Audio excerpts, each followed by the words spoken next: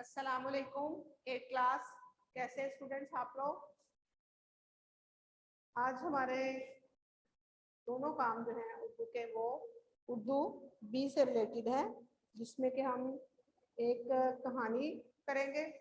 कहानी में कौन सी है? कहानी नेकी का फल मीठा होता है। और उसके साथ हम ग्रामर का काम करेंगे, इसम मार्फा की इकसाम। सबसे पहले तो मैं आपको ये बताऊं कि ये जो कहानी है, स्टोरी है हमारी, इसको हम इस तरह भी आपको आ सकती है। इसमें कहानी होगी गुलाम और शेर वाली। ठीक है, इसमें गुलाम और शेर वाली कहानी है। तो इसके ये तो कहानी है ना, लेकिन इसको इखलाकी मोरल भी होगा इसका। एक तो नेकी का फल मीठा होता है और एहसान का बदला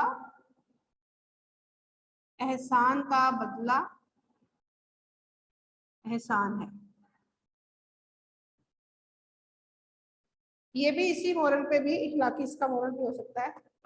ये तीनों इसके नाम हो सकते हैं। मैं इस वजह से कह रही हूँ कि आपकी जो बुक्स हैं, ग्रामर की बुक्स हैं, उनमें ये कहानी इस नाम से भी है, गुलाम और शेर के नाम से भी, नेकी का फल मीठा होता है इससे भी है, और एहसान का बदला एहसान भी। कहानी इसमें है क्या? कहानी है एक शेर की है कहानी, और एक गुलाम की है। ठीक है, उसमें यह कि एक मुल्क था जहाँ एक बादशाह जालिम था, वो हुकूमत करता था, और जो लोग थे उन पे वो बहुत जुल्म ढाता था, और गुलामों के साथ उसका सलूक बहुत बुरा था। वहाँ के एक गुलाम ने उसके जुल्म से तंग आकर वो अपनी जान बचाकर वहां से भाग गया। बादशाह के जो मुजालिम थे उनसे तंग था, उससे वो भाग गया वहां से। उसने एक जंगल में पनाह ली। ये आपको मैं सादा अल्फाज में सुना रही हूँ, आपकी जो हेल्पिंग बुक्स है उन पे मौजूद है, आप मुझसे सुन लें और समझ लें। उसने वहां पे पनाह ले ली और फिर वहां जंगल से फल वगैरह तोड़ के वो खाता और गुजर बसर कर लेता अपनी। अब एक दिन वो जंगल में बैठा हुआ था, उसने देखा कि शेर उसकी तरफ आ रहा है। पहले तो वो बहुत डरा उससे कि अब पता नहीं शेर उसका क्या काम करता है। फिर उसने अपने आप को हौसले में रखा और उसने देखा कि शेर जो है वो लंगड़ा कर चल रहा है, उसके पाँव के चलने में लंगड़ाहट है, सीधा नहीं चल रहा। अब उसको समझ आ गई कि शेर जख्मी है। शेर आहिस्ता आहिस्ता उस गुलाम के पास आया और उसने आके अपना जो पंजा था, पाँव था, वो ऐसे ऊपर गुलाम की तरफ उठा दिया। जब गुलाम ने देखा कि उसमें उस पंजे के अंदर एक कांटा लगा जिसने उसको तकलीफ दी हुई। ठीक है, उसने को तकलीफ दी हुई थी, और गुलाम ने जब देखा कि शेर जो है वो सख्त तकलीफ में है, उसने उसके पंजे से कांटा निकाल दी। शेर के पंजे से गुलाम ने कांटा निकाल दिया। अब जैसे ही शेर के पंजे से वो कांटा निकला, शेर को सुकून हो गया, क्योंकि उस कांटे की वजह से उसे बहुत दर्द हो रहा था। अब वो बहुत सुकून में आ गया। जब उसको उस कांटा निकलने की वजह से उसका दर्द कम हुआ, सुकून में आ गया, उसने बड़ी ममनून नजरों से, बड़ी इज्जत से, मोहब्बत से गुलाम की तरफ देखा और फिर चला गया वहां से। ठीक है, अब जो गुलाम था वो जंगल में छुपा हुआ था। किसी तरह बादशाह को पता चल गया। बादशाह को पता चल गया कि गुलाम उधर छुपा हुआ है। उसने अपने जो बंदे थे, आर्मी के जो भी थे उसके फौजी, उनको भेजा तो वो उनको लेके आए। सिपाही उसको उठा के ले आए। अब बादशाह को बहुत गुस्सा था कि ये गुलाम जो है ये मुझसे क्यों भागा है। ठीक है, उसने कहा कि ये गुलाम मेरी इजाजत के बगैर भागा है, इसकी सजा इसको ये दी जाएगी कि इसको भूखे शेर के आगे डाला जाएगा। अब सारे लोग इकट्ठे हो गए, एक मजमा लग गया, सारे लोग इकट्ठे हैं और मैदान में उस गुलाम को डाला हुआ है, और जंगल से एक भूखे शेर को लाया गया कि वो उसको आके खा ले, उसको चीर फाड़ कर दे। सारे लोग अब मुंतजिर थे इस बात के, बादशाह भी देखने के लिए वो बैठा था कि देखते हैं गुलाम के साथ क्या सलूक करता है शेर। जैसे ही शेर आया उसने उस आदमी की तरफ देखा, उसने बजाय उसको चीर फाड़ करने के, उसको खाने के, उसने उसके पांव चाटने शुरू कर दिए। ये वही शेर था जिसके पांव से गुलाम ने कांटा निकाला। इस तरह इस कहानी का जो इखलाकी सबक है वो नेकी का फल मीठा होता है, क्योंकि गुलाम ने नेकी की थी, शेर के साथ उसके पांव से कांटा निकाला था, तो शेर ने अब उस नेकी का फायदा क्या दिया कि उसको खाया ही नहीं बल्कि उसके पांव चाटना शुरू कर दिया। ये दूसरे नाम पे इस पे भी होगी, गुलाम और शेर पे भी आपको आ सकती है आपके पेपर में, नेकी का फल मीठा होता है, इस पे भी आ सकती है। एहसान का बदला एहसान है। आप इसके 2-3 मोरल इसके बन सकते हैं, नेकी कभी रायगा नहीं जाती। ठीक है, अब आगे आपका सबक है इसम मारफा की इकसाम। इसम मारफा का तो आपको पता है ना, वो इसम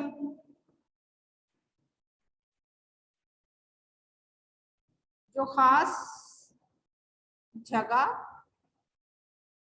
नाम, चीज के लिए इस्तेमाल हो।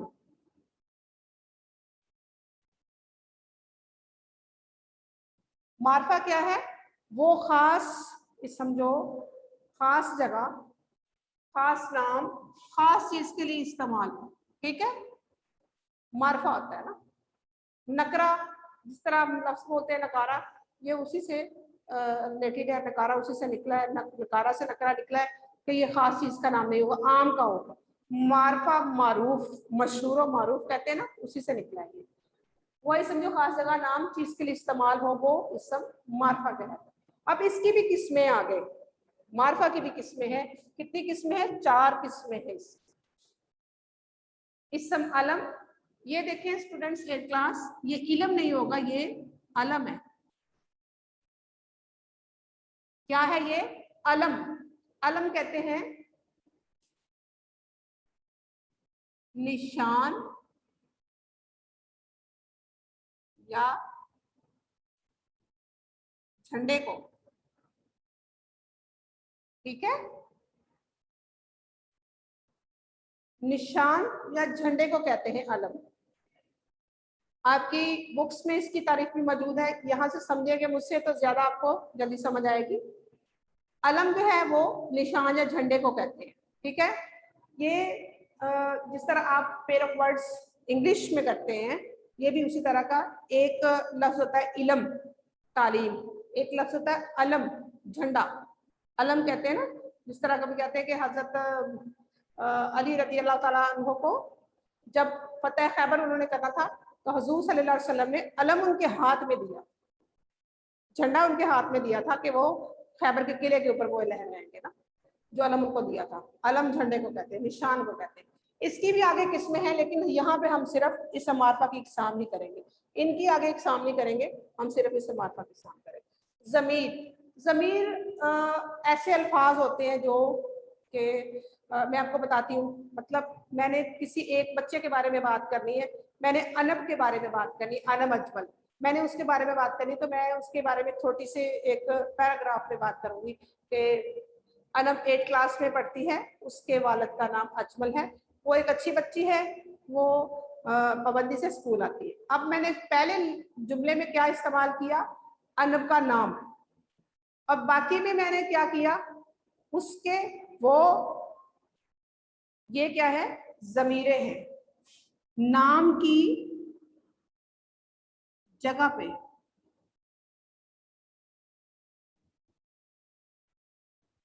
ये डेफिनेशन में सादा अल्फाज में आपको करवा रही हूं, नाम की जगह पर इस्तेमाल होने वाले अल्फाज। ठीक है, वो कौन से होंगे? वो, उसके। ठीक है, ये जमीरें हैं। अरबी में ये होती है ना हुम, हुमा, और उर्दू में ये होती हैं वो। आप इंग्लिश में भी इसको, इंग्लिश के लफ्ज में मैं समझा देती हूँ आपको। अली के बारे में बात करते हैं कि Ali is a good person, he is, आगे आप क्या करते हैं, पहले में उसका नाम, बाद में ही इज, वो, ये क्या है, जमीर है। इशारा, सिर्फ इशारा,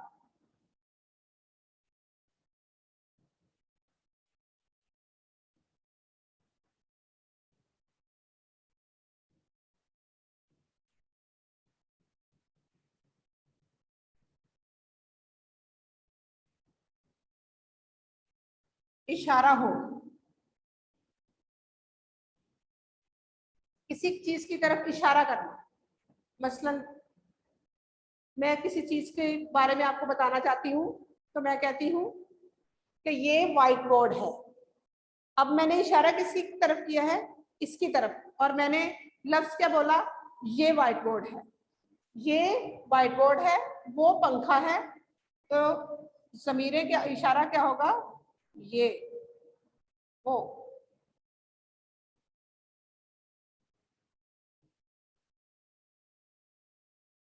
इसकी भी आगे एग्जाम है, यानी कुछ इशारे हम दूर के लिए करते हैं कि इतनी दूर, इतना करीब, ये होता है। लेकिन यहाँ पे हमने सिर्फ और सिर्फ इस मार्फा की इकसाम करनी है, जिसमें हम समझेंगे कि इस मार्फा की इकसाम कितनी है। इस मार्फा की 4 इकसाम है, ठीक है। मौसूल, मौसूल वो इसमें होता है जिसका के उसके जो पहले वाले अल्फाज होते हैं उसके साथ ना मिले तब तक वो मुकम्मल नहीं होते, ठीक है। लफ्ज है, जैसा करोगे वैसा भरोगे। अब इसमें जब तक के, मैं आपको मिसाल लिख देती हूँ इसकी, जैसा करोगे वैसा भरोगे। अब इसमें अगर इस लफ्ज को निकाल दिया जाए तो ये मौसूल लफ्ज है, इसको निकालिए, लफ्ज मुकम्मल नहीं होगा। करोगे वैसा भरोगे, क्या मतलब, इसमें मौसूल कौन सा लफ्ज है, जैसा। अगर इसको हम निकाल दें, करोगे वैसा भरोगे, क्या मतलब, मतलब समझ नहीं आएगा मौसूल के बगैर। तो जैसा लफ्ज जो है वो मौसूल के माने में आएगा। आपने 8 क्लास इसको अपनी बुक से भी समझना है, तो आपने, मैंने जो लिखा है इसको भी समझे। जैसा लफ्ज जो है वो मौसूल है, ठीक है।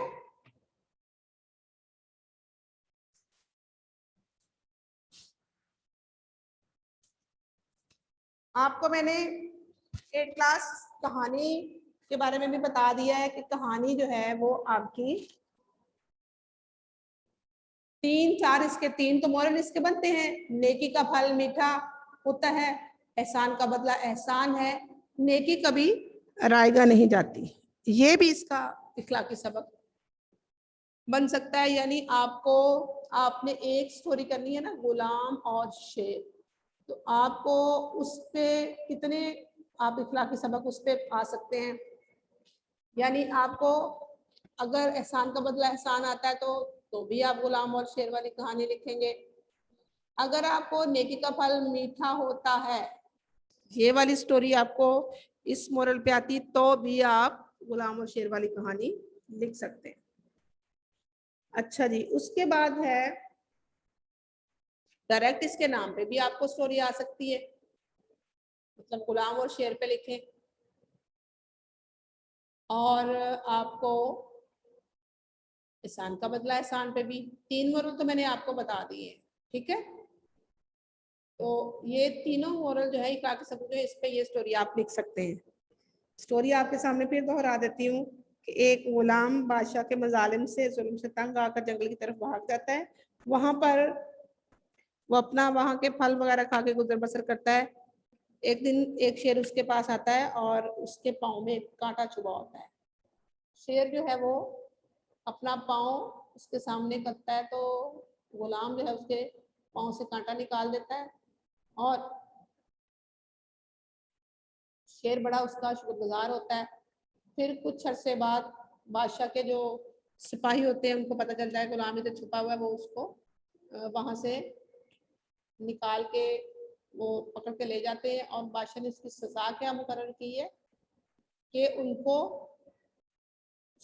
गुलाम को भूखे शेर के आगे डाला जाए। अब भूखा शेर जो होता है वो तो फिर अगर उसको कोई खाने को मिल जाए, इंसान मिल जाए, जानवर मिल जाए, उसको चीर फाड़ खाता है वो। उस शेर ने उसको खाने की बजाय क्या किया, उसके पांव चाटना शुरू कर दिया। अब सारे लोग देख रहे थे, दरअसल वो वही शेर था जिसके पांव से गुलाम ने कांटा निकाला था। यानी एहसान का बदला एहसान है, और गुलाम की नेकी जो है वो रायगा नहीं, नेकी कभी रायगा नहीं जाती। और नेकी का फल क्या होता है, मीठा होता है। गुलाम ने नेकी की थी शेर के साथ, तो उसको उसका फल मिला। ठीक है। दूसरे वाला काम इसम मारफा की इकसाम। इसम मारफा की 4 इकसाम है। इसम आलम, निशान या झंडे को कहते हैं। इसम ज़मीर नाम की जगह पर इस्तेमाल होने वाले अल्फाज, वो इसके इसम इशारा जिसमें किसी जगह चीज या नाम की तरफ इशारा हो, ये वो इसम मौसूल का मैंने एक मिसाल लिखी, जैसा करोगे वैसा करोगे, जैसा लफ्ज मौसूल। ठीक है।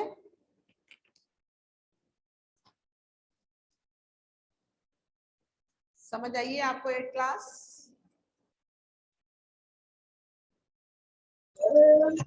Yes ma'am. आप अपनी बुक से भी समझा करें। इस तरह समझाया जाता है तो फिर आप इसको बहुत अच्छे से समझ सकते हैं।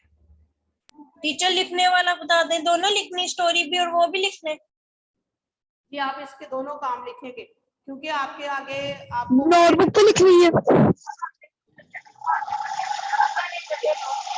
मैम, नोटबुक पे लिखने। आप नोटबुक पे लिखेंगे इनको।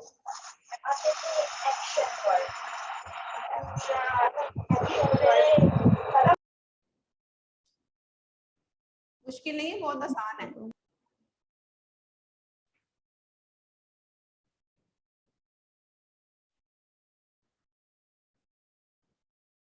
कहानी तो आपने पहले भी मेरा तो 7th में भी पढ़ी होगी। अभी थोड़ी सी वो मोरल के लिहाज से इखलाकी सबक जो इसका वो चेंज किया है, और बल्कि इसके इखलाकी सबक 2-3 बन गए हैं। पहले गुलाम और शेर पे आपने पढ़ी होगी, बहुत मजे की है, मजा भी आता है, और इससे इखलाकी सबक भी मिलता है कि जब हम किसी की मदद करते हैं तो फिर किसी वक्त में अल्लाह ताला हमारी भी मदद फरमा देते हैं।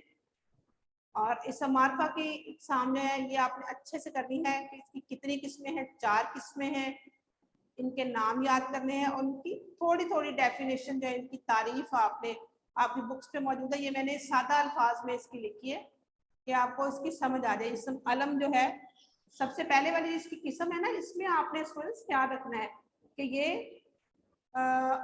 अलम जो है झंडे को कहते हैं। ठीक है, अलम झंडे को कहते हैं, इलम नहीं है, ये अलम है। इस पे मैंने बाकायदा जबर लगा स्टूडेंट्स। मैम हमने इसमें तो कुछ लिखना तो नहीं है। क्या कह रहे हैं?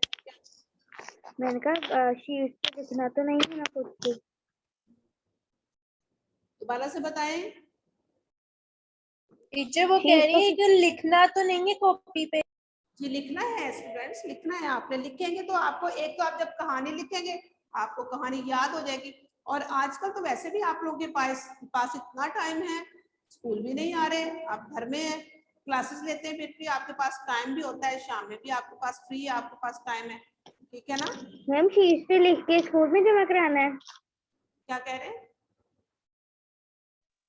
शीट पे लिख के स्कूल में जमा कराना है। नहीं, वो तो आपकी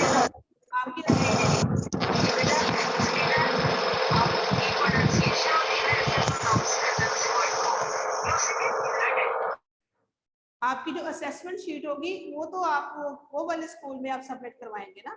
आप तो जो आपकी स्टोरी है वो आप अपनी नोटबुक पे लिखेंगे, आप अपनी नोटबुक पे लिखेंगे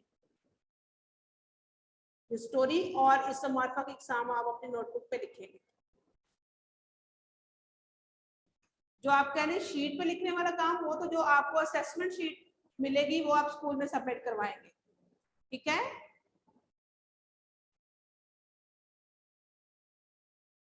आपने इसकी इस मार्फा की एग्जाम जो है वो लिखनी है और इसके साथ साथ आपने थोड़ी थोड़ी इसकी डेफिनेशन देनी है। आपने ज्यादा नहीं इसको लिखना ना, सारी एग्जाम नहीं आप लिखेंगे,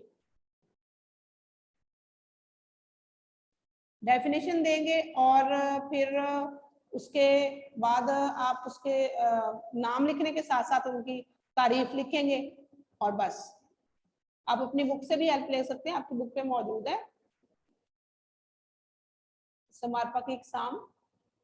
लिखने से ये फायदा होता है ना कि आपको आधे से ज्यादा तो याद हो जाता है लिखने में। आप लिखा जरूर करें, इससे आपकी लिखने की स्पीड भी तेज होगी और आपको याद भी हो जाएगा।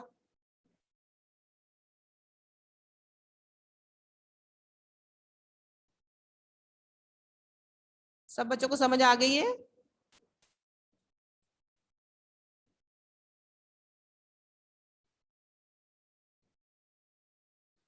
सबको इस मार्फा की एग्जाम समझ आ गई है? Yes yes ma'am. Yes teacher. Story भी समझ आ गई है? स्टोरी की भी समझ आ गई है students? Yes yes teacher. Yes teacher. Okay, अल्लाह हाफिज।